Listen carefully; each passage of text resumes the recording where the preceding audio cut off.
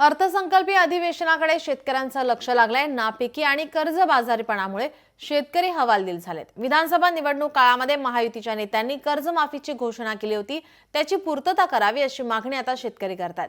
याच संदर्भात शेतकऱ्यांसोबत बातचीत केली आमचे प्रतिनिधी संजय राठोड यांनी। पाहूयात। उद्यापासून अर्थसंकल्प सुरू होणार आहे आणि अशातच यवतमाळ जिल्ह्यातील शेतकऱ्यांना आतापर्यंत दिलासा मिळाला नाही। एकंदरीत पाहिलं तर कापूस असो, सोयाबीन असो आणि हरभरा असो याला भाव मिळताना या ठिकाणी दिसत नाही। यवतमाळ जिल्हा हा दुष्काळग्रस्त यवतमाळ जिल्हा म्हणून घोषित करण्यात आलेला आहे। आणेवारी कमी आली आहे, मात्र यवतमाळ जिल्ह्याच्या शेतकऱ्यावर जो अन्याय होताना या ठिकाणी दिसत असल्याचा आरोप शेतकऱ्याच्या वतीने करण्यात येत आहे। या संदर्भात बोलण्याकरिता काही शेतकरी आपल्यासोबत आहे। भाऊ, उद्यापासून अर्थसंकल्प सुरू होणार आहे, काय तुमच्या अपेक्षा या अर्थसंकल्पामध्ये आहे? काय कापसाला भाव कसा आहे, सोयाबीनला भाव कसा आहे, काय सांगणार?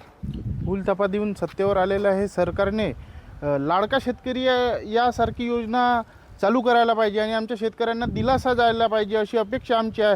या अर्थसंकल्पीय अधिवेशनात आम्हाला असं वाटते की जे वीज बिलं आहे ते माफी पूर्णपणे करायला पाहिजे आणि शेतकऱ्यांचं सरसकट कर्जमाफी करून शेतकऱ्यांना दिलासा देण्याचं काम या अर्थसंकल्प अधिवेशनात मुख्यमंत्री साहेबांना करायला पाहिजे। शेतकऱ्याला जे भाव मिळत नाही याच्यातनी सरकारचा धोरणाचा फार मोठा अभाव आहे।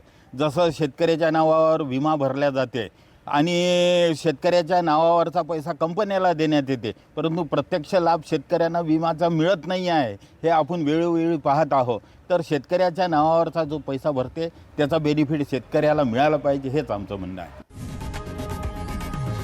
लोकशाही मराठी ऐका, पहा, जागरूक रहा।